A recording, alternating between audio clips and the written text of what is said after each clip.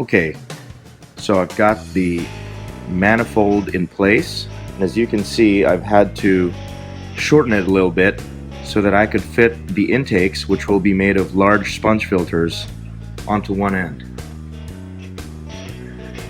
Now I'm considering this to be a semi-permanent placement, as I will not be able to move or remove these pipes without taking the tank out of the stand, which I really don't want to do ever.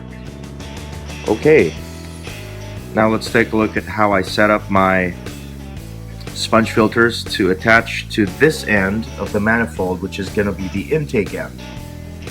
So I want to show you the sponge filters, which will serve as the intake of my river manifold tank or Hillstream tank. These are Aquarium Solutions Bacto Surge sponge filter kits. Okay, you can buy them at your local fish store if they have them in stock. If not, you can always get them online at Amazon.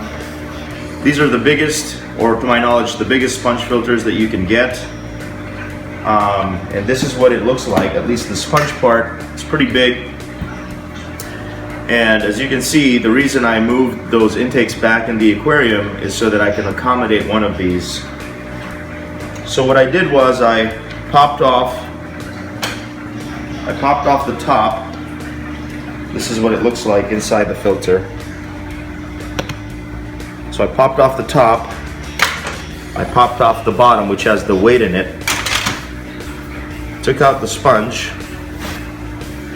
and then I took the top segment off of the inner tube, which has a lot of perforations already, popped that off, and then glued the bottom to some 3/4 inch PVC pipe, which I then put on this adapter. And the adapter just screws into this one, which I'll fit onto the riser of the intake. So what it'll look like when fully assembled is this.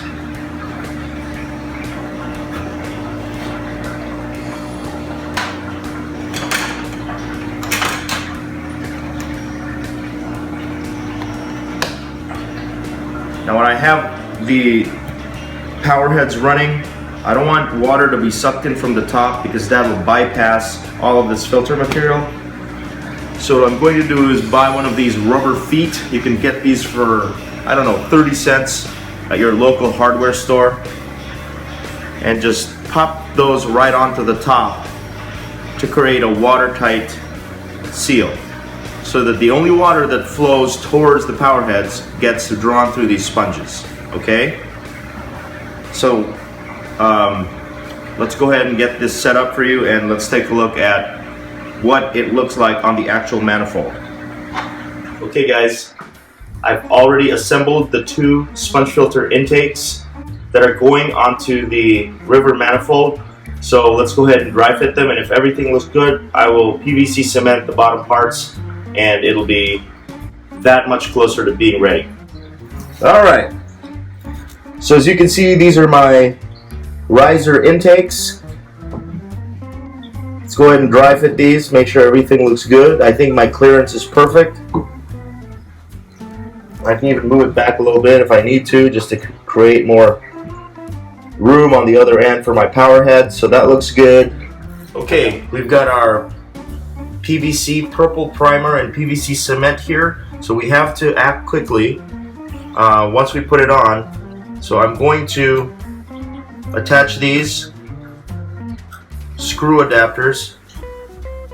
Just gonna do the inside. With this stuff, you have to work quickly and work in a well ventilated area.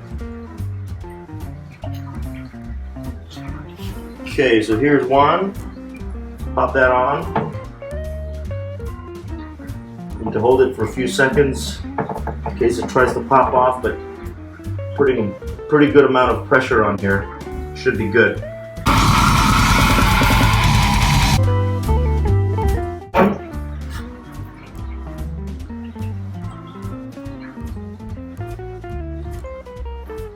Man, this stuff smells bad. Don't breathe this. And don't get it on your skin unless you want cancer.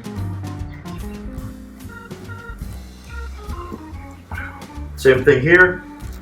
Push that down. The PVC cement will melt the pipe and fuse them together permanently, or so I am led to believe. All right, that looks good. Got a little bit of primer there, no problem.